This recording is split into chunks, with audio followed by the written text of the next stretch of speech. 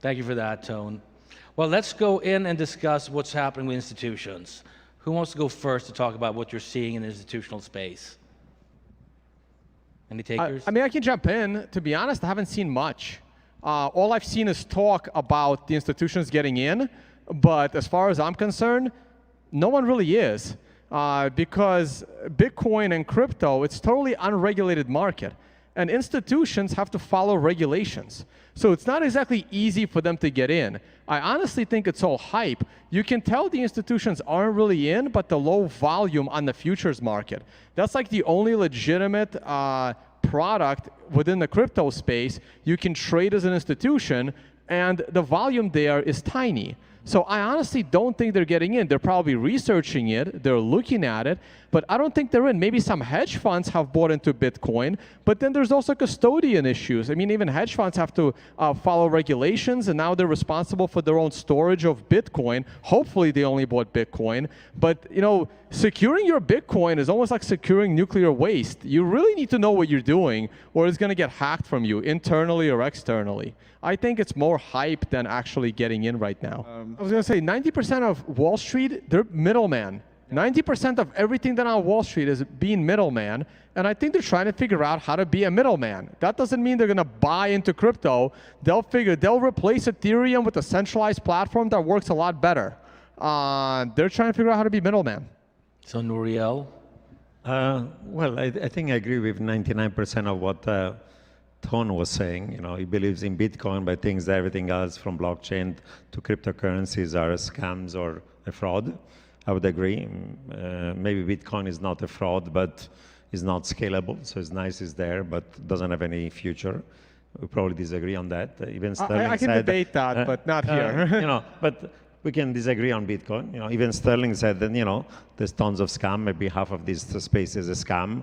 So the data suggests that 81% of SEOs are scam, another 11% have essentially failed or are dead, and the remaining 8% have lost 95% of their value this year alone. So this entire space is collapsing. So institutions are not to invest into stuff that's collapsing. You can create a fund, you can create a fund of fund, you can create a hedge fund, you can create whatever you want to. But if you invest into assets, on average lose 95% of their value in 9 months, nobody's going to invest in that space. Why would anybody want to go and lose money, right? Unless you're trying to short this space and make money that way. So there's a lot of talk about the institution getting there, but this is a space where you have lost 95% of your wealth if you entered it this year, so nobody's interested. Plus there are all the regulatory constraints, you know. This is a space where the typical ICO is a security, but is a non-compliant security and goes against skirting every security law. You have institutions that have to follow security laws. How do you expect any of these institutions coming in this space where you have a bunch of criminal and scams? There have been attempts by the Winklevoss brothers and others to create an ETF for Bitcoin or crypto. Rightly, the SEC told them several times, are you guys crazy? Are you guys nuts? There are academic evidence that this market is totally manipulated.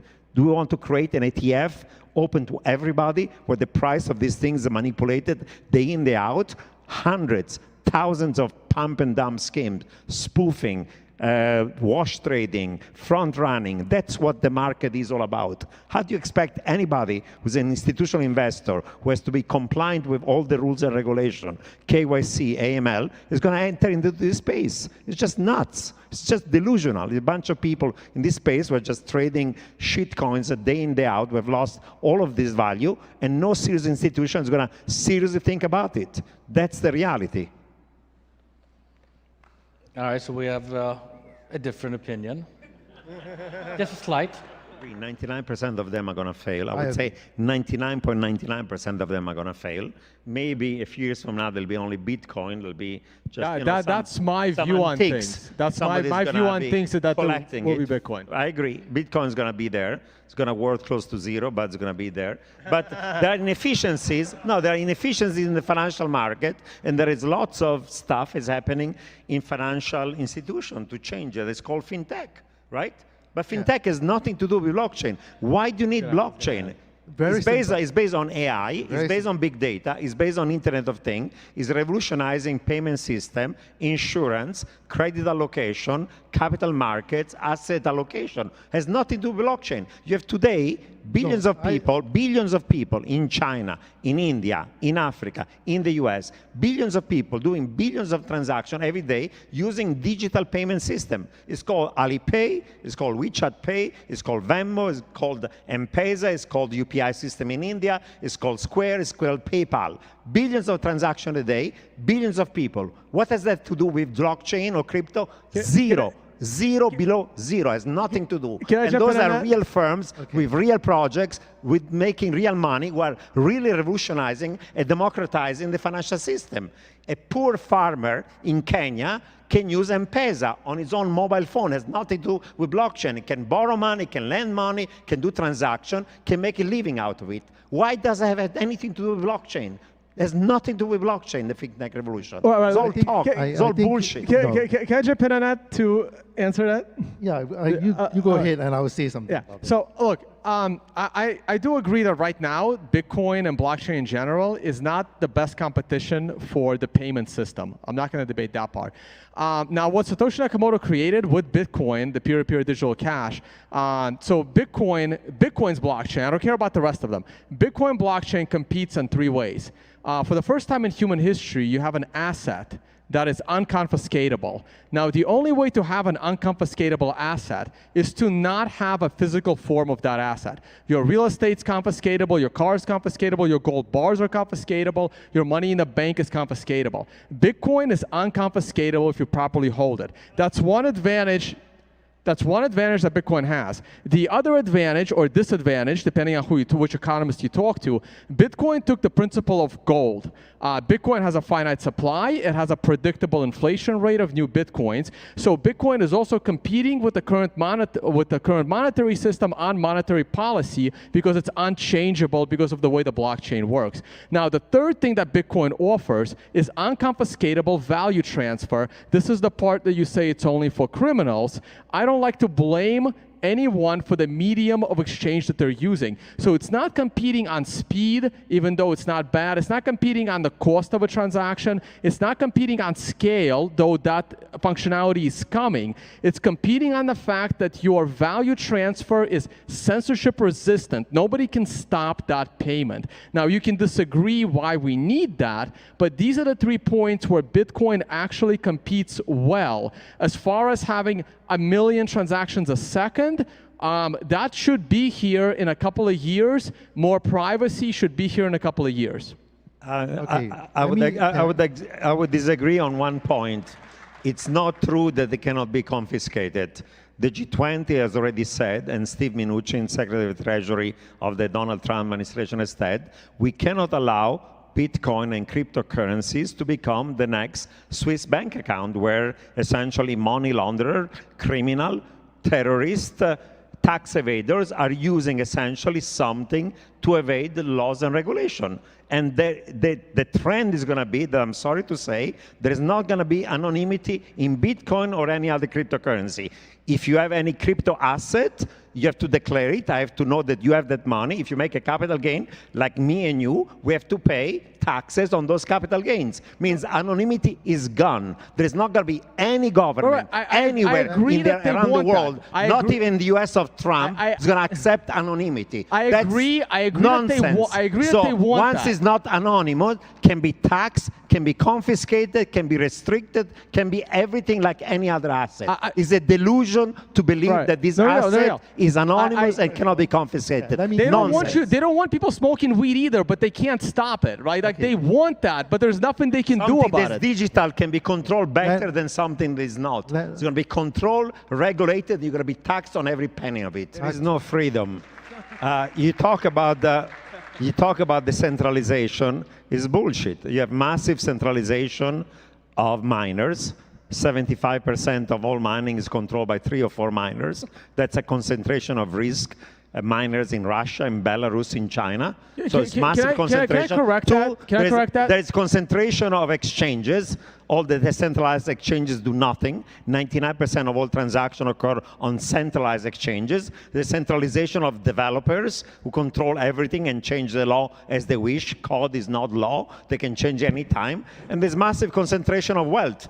The inequality in Bitcoin space is worse than in North Korea. Gini coefficient of 0.88 in Korea is 0.86. It's pathetic. You talk about decentralization. This system is the most centralized system ever. Minor exchanges, developers, concentration of wealth. It's all bullshit about democratization of finance and freedom. It's nonsense. It's totally self-serving. It's the opposite of democracy in financial system. It's just the opposite. Let me challenge that. Go ahead.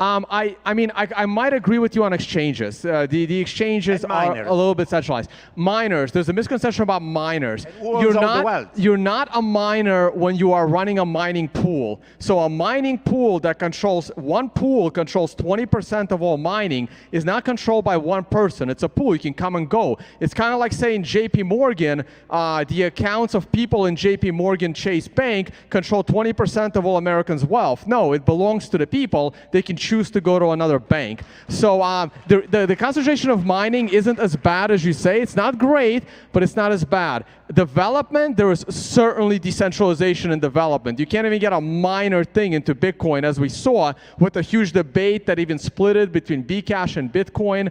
The miners and all of the exchanges and everybody important wanted one thing, and people like myself wanted something else, and guess what? The people won with the user-activated software. Vitalik Buterin is a benevolent dictator for life. Vitalik, yeah. Oh, I agree with that. I'm not going to debate that part. Vitalik is certainly a dictator for life. We'll benevolent my ass. As concentration of wealth is another misconception. I know they say 0.1% of all wallets control like 50% of all Bitcoins. Not 50%, 99%. 90%. Well, first of all, a lot of those wallets are dust. They're empty. They're just, you can create these things infinitely. You got to get rid of the dust accounts. You only got to look at wallets that actually have some wealth in them.